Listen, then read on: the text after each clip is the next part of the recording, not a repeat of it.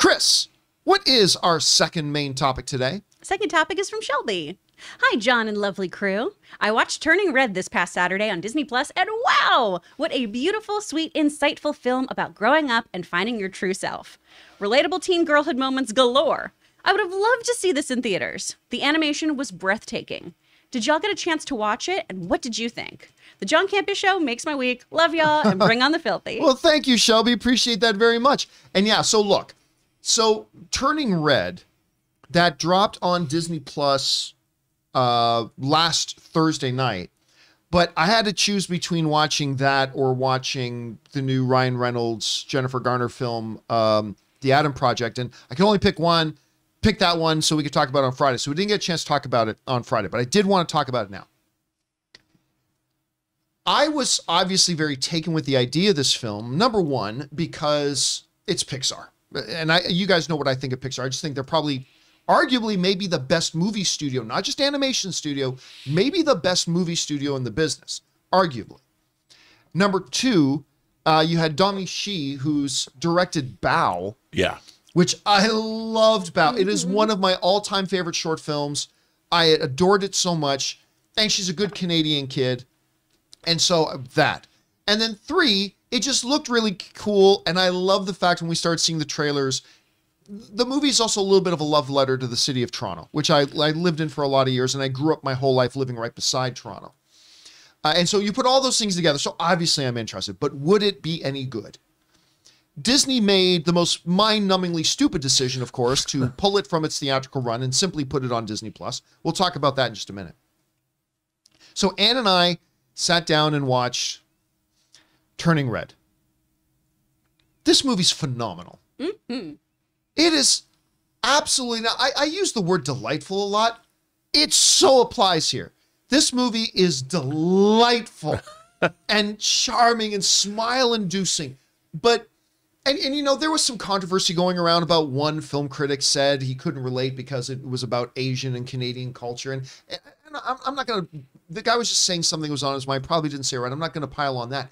But I disagree with that because one of the things that movies like Turning Red and like Big Fat Greek Wedding and others is that when you watch these movies that kind of focus on a different cultural context, you realize we all have the exact same human experience. It just expresses itself a little bit different. Because who has not had an overbearing mother other than me? Because I love my mom, who watches every day on this show. My mom's a perfect mom. But come on, who has not had an overbearing mom? Who has not had to deal with the pressures of, like, especially going into grade 8, you're the senior here, but you're getting ready to go into high school. You're going through all sorts of sociological, physiological changes. They're like that whole experience is absolutely crazy. And I grew up in a family where I had two sisters who were 5 and 6 years younger than me. So I got to watch this all firsthand. Like Turning Red, I got to watch firsthand. And I'm sure a lot of you guys at home had the same. Your turned into a giant red panda? Sorta. Okay. And again, we all do, Rob. We all do. Not my sisters. My sisters are perfect sisters. But I mean, this thing was funny, right? Anne was literally in laughing tears in the opening credits. Like the opening credits with her dancing. Anne was just dying, laughing with this thing. I thought it was, and I found it resonated so well because it's so true. Like everything other than the overt ridiculousness of she turns into a giant red panda, I found growing up as an older brother of two sisters and seeing this all turn out, everything in it was so resonantly true. It really is real. And I absolutely adored it. And like growing up as a guy who's like in grade school and then in high school and not understanding how the F do all the girls in my school love these stupid boy bands? Don't they know they don't even, and I was a musician at the time, none of them write their own music. They can't even play any instruments. They never even knew each other till a corporation put them together. But whatever, it was Four Town is life in this thing. And I'm just watching this and I'm like, it's so heartwarming and fun and funny. Now, I will mention this because then I want to hear what you thought about this, Chris. I'll mention this. There's a little bit of a controversy going on around the movie. because some people are saying this movie is inappropriate for children. Why? She speaks back to her mother in it, and she disobeys her mom in it. Okay? Yeah. Have you ever watched Beauty and the Beast? Have you ever watched The Little Mermaid? I'm 16 years old. I'm not a child. It's my favorite line in the world. I mean, have you watched any Disney movie? Yeah. The child always disobeys the parents. And the child always talks back to the parents. And I got news for you. And I'll put a giant asterisk next to this as somebody who is not a parent. But I got eyes. They all do. We did. You did. Everybody did. And I thought there was a beautiful message in this movie. Because remember, May in this movie, she starts off as being the perfect child, right?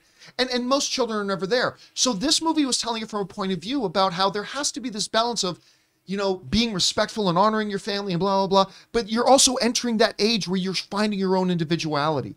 This is the age where all of us start to push the limits and the boundaries and a little bit kind of stuff and discovering who we are. And with that comes a bit of rebellion. Again, I grew up with two sisters, 5 and 6 years older than me. I saw this all firsthand. Mm-hmm. So if you're going to complain that this movie shows children being disobedient, welcome to fucking Disney films. This or the planet Earth. Yeah. Or welcome to the planet Earth, because that's reality. And I thought it handled it in a beautiful, wonderful, emotional, but funny way. And I just thought it was fantastic. And I'll tell you something that's never happened to me before in my life. I have never gotten a text message from Ray Ora out of nowhere just to talk about a movie he just saw. I've never had, he'll text me and everything. I've never had, John, blah, blah, blah. But I'm sitting down, I was playing poker the other night, and I'm sitting down, my phone starts going off. I'm like, what's going on? It's Ray. John, Turning Red is amazing, and blah, blah, blah, because he wasn't there with Ann and I. But just Ray, I haven't talked to you about it yet. What do you think about Turning Red?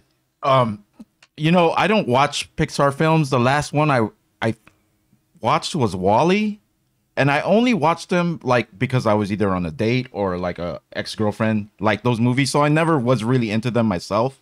I put this movie on just because I was working on stuff like on the computer and just as background noise. Right. So every now and then I would hear something and I was like, that's pretty funny. Or the song, the music. The music was so funny. What's his name? Ludwig Göransson. He did the whole soundtrack. Yeah, the same guy who did the Mandalorian soundtrack. Yeah. So like, and I was like, this actually sounds pretty good. So after I was done and ready to go to bed, I put that movie on again so I could watch it. And I watched it, and then I watched it again last night too. I just think the music. Did you cry? But no, you did, didn't you? No. But some of the music was like, it would target you to actually like feel emotions. Cry. I do. Let me interrupt you for a second. Oh, sorry. I got the first Conchu in the live chat is saying, wow. And it doesn't even have the word moon in the title. Yep, that's how good this thing was. I'm telling you, if you take away, okay, obviously I'll be somewhat connected to it because it deals with like the Asian culture. But even taking that out, I don't know if it's because I haven't seen a Pixar movie in a long time. I like the style of like the characters, like how obnoxiously like over they are in the way they're animated, like the tall girl or like the short dad. I mean, I knew 2 or 3 pockets, groups of girls in elementary school that had that exact demographic right there. You know, the same thing. And like you, John, with 2 sisters, older one and younger one, I went through the New Kids on the Block and NSYNC. New Kids on the Block and NSYNC were surrounded. Living with one of those sisters, I am still going through the New Kids on the Block and the NSYNC thing. But instead of a brother that hated it all, I actually appreciated their music. And I was called names for doing that, but I don't care. Whatever. Good music or happy music is good music to me. So, yeah, I really liked it. I actually am surprised because I usually don't watch these films. Yeah, I remember you mentioning that, which is why I was kind of surprised to get that text message. Chris, you watched Turning Red. Oh, hell yeah, what did you think about it? I love this movie. It's so freaking cute. And yeah, I mean, I begged my mom as a kid to take me to the NSYNC No Strings Attached show. I desperately had to be there so I could see JT and JC. I think this is great. It's happening. I love the details in this movie. All the girls having their little friendship bracelets, the nods to anime in the animation. It's so rare now in like Disney and Pixar films that we have the animation actually provide comedic moments. We rely so much on dialogue now. So to have physical comedy just from the animation is so, so cool in this. And I love that. And when you talk about the relatability here, it's about that kind of dichotomy that you experience as a kid between who your parents see you as and the person who you are becoming. Yes. Like growing up as the oldest, and I was like, we joked in my family that I was the trophy kid, and I grew up in a Catholic household. I was very sweet and obedient at home. I worked really hard. I got a job the minute I could. I really tried to stay on the straight and narrow, but I was also this really loud, obnoxious theater kid at school who had a foul mouth. And like when I started doing stand-up and things like that, this is something I dealt with into my 20s of my parents know me as this person and everyone else knows me as this person. How do I kind of marry these two ideas together? And it's really, really cool to see that play out in a film like this. So going back to what you were talking about before, John, about it shows somebody speaking out. And I had somebody else talk about, like, I don't know if they should have made a period joke in a children's film, which was ridiculous to me. It's a coming of age story. It's a pretty big part of coming of age.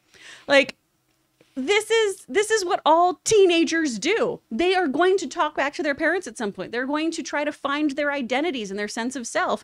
And this film does such a beautiful job showcasing how that can all play out with obviously a very, very large in your face.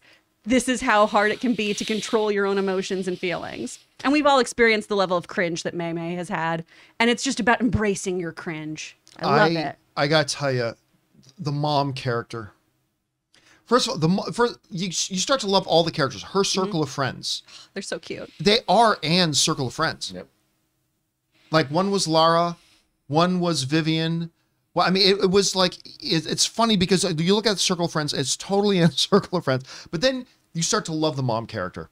You mentioned, like, you're right. There's a whole bunch of things. They shouldn't have a joke in there with a joke about a period in this. I'll tell you what, that's one of the best jokes I've seen on a movie screen in a long time. It's so good. I nearly fell off the couch. I was so The Office kind of uncomfortable and laughing hysterically. It's like, I remember when that scene happened. I won't say exactly what happened, but Anne was like, no. And I'm like, oh my God. Like, it's one of the best, but the dad. The dad doesn't get a lot of time to shine in this movie till closer to the end. But I fell in love with him. He's so sweet. Fell in love with the dad character. May May was fantastic. It gets a little wild at the end.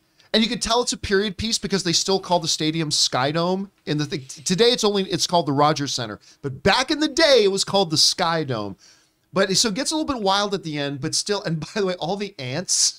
The ants start showing up. That part blew me up. That's when the movie went. Psh, when they combined both the songs together, I was like, we don't go to specifics, but yes, when they start combining the songs. Oh my God, that's so good. Anyway, I wanted to ask Rob, because Rob, you haven't had a chance to watch this movie yet. Obviously, this is not a movie. It's not targeted at me, but God, I loved it. It's obviously not targeted at you either. But where's your anticipation level been for this, and what have you been hearing about it? Well, I make it a point to see all the Pixar movies. I mean, I'm a huge Pixar fan, and I have to tell you, John, I always regret it when I didn't see him in a theater. My biggest was Coco. Oh, when I didn't see Coco in a theater, and of course, I buy them all on Blu-ray or now 4K when they come out, if they come out anymore. But I put on Coco, and the first 5 minutes, you could tell the color palette was different than any other Pixar film, and I was so blown away by it, and I was kicking myself that I didn't see it in the theater. Well, this, I guess I can still see it in a theater. I've got a few more days where if I want to go into Hollywood and see it, I can. But I really want to see this. I mean, all Pixar movies appeal to me, but everybody I just keep hearing the enthusiasm that the three of you have, and I really want to see it. I mean, like you said, John, if you're a student of cinema and if you like animation at all, which I've always loved, even though I'm a snob about it, you have to see a Pixar film. That's the Tiffany standard to me of Western animation. Ooh, that's a good way to put it. I want to say one Like when you say it's targeted towards guys, I think like I never even saw that. I guess it flew over my head. I knew it was about that, but none of that ever bothered me while watching it. And also, I think it's just like a good movie. I think if we it's a good movie. If we learn about humans, no matter female, male, whatever, we'll all understand each other better, I think. But Agreed. But it's short, right? It's short, first of all, and the music is good. I forgot the other thing I was going to say, but yeah. Well, check I think it out. you brought something up that I think is important. I think Pixar's their success is they truly make films that are universal for everyone. They're literally there for all ages and all audiences to be enjoyed together. And it is a rare, I think that's their special secret sauce, is their true 4-quadrant films. Adults get something out of them, kids get something out of them all together, maybe different things, but they're masters at it. No one can do it as well as Pixar can. Anyway, guys, question is for you. Did you have a chance to see Turning Red? If so, what do you think? I don't think it's a top 3 Pixar film of all time, but it is a worthy addition to the Pixar lineup. I had a great time with it. What did you guys think? Jump down to the comment section below and let us know your thoughts. Hey guys, we want to take a moment and thank the sponsor of today's video, Peloton. Now listen, in the never-ending quest to try to stay in shape, one of the keys is to vary up your workout and your exercises to make sure you avoid losing your motivation and keep from getting burnt out from doing the same thing over and over again. Peloton has you covered. I know for me, one of the keys was getting my Peloton tread and using the Peloton app to get my varied workouts in. And Peloton just keeps pushing you forward with new classes, new music, new ways to keep your workouts fun and motivating. One of the newer offerings that has me personally really excited is their boxing classes. Peloton is stepping into the ring with its newest discipline, and you don't even have to have any gloves. Discover a fast, furious, and fun workout with Peloton instructors in your corner. Even if you've never boxed before, these classes will have you working up a sweat while working on the fundamentals of form, footwork, and fun combos that will keep you on your toes. Peloton has a workout for every day and every kind of schedule. So guys, right now, visit onepeloton.com to learn more. That's ONEPELOTON.com.